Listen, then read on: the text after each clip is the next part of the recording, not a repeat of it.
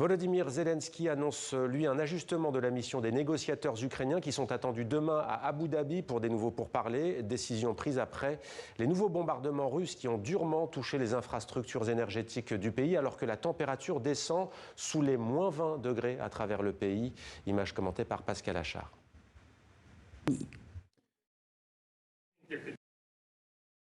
Petit souci. L'Ukraine donc avec des nouveaux bombardements, je vous le disais, alors que l'hiver est glacial. Des vitres soufflées et un vaste champ de débris. Les habitants de Kiev, désemparés, ne peuvent que constater les dégâts des drones et missiles qui ont touché leur habitation.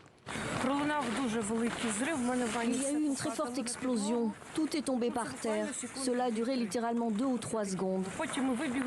Ensuite, nous sommes sortis en courant. Tout le monde a commencé à courir dans la rue en criant. C'était un peu après minuit, immédiatement après le début de l'alerte aérienne. Des bombardements russes menés toute la nuit dans la capitale ukrainienne. Bilan, plus d'1 millier d'immeubles résidentiels privés de chauffage, alors que les températures sont descendues sous moins 20 degrés. Ils n'arrêtent pas de parler de cessez-le-feu. Mais où est ce cessez-le-feu ? Au début, ils disaient 1 semaine, puis 3 jours, et puis voilà, ils ont frappé fort. Un bien court répit en effet pour les Ukrainiens. Après l'annonce la semaine passée d'un cessez-le-feu jusqu'au 1er février sur Kiev, à la demande de Washington, Moscou a repris ses attaques avec force.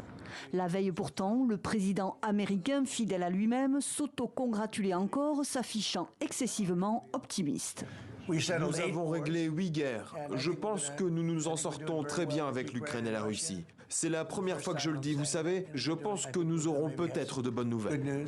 En guise de bonnes nouvelles, pas moins de 450 drones et plus de 60 missiles en une seule nuit selon les autorités ukrainiennes. La plus puissante attaque depuis le début de l'année.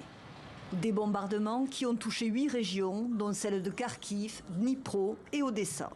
Selon le chef de l'OTAN, en visite à Kiev, ces frappes démentent tout engagement sérieux du Kremlin pour la paix.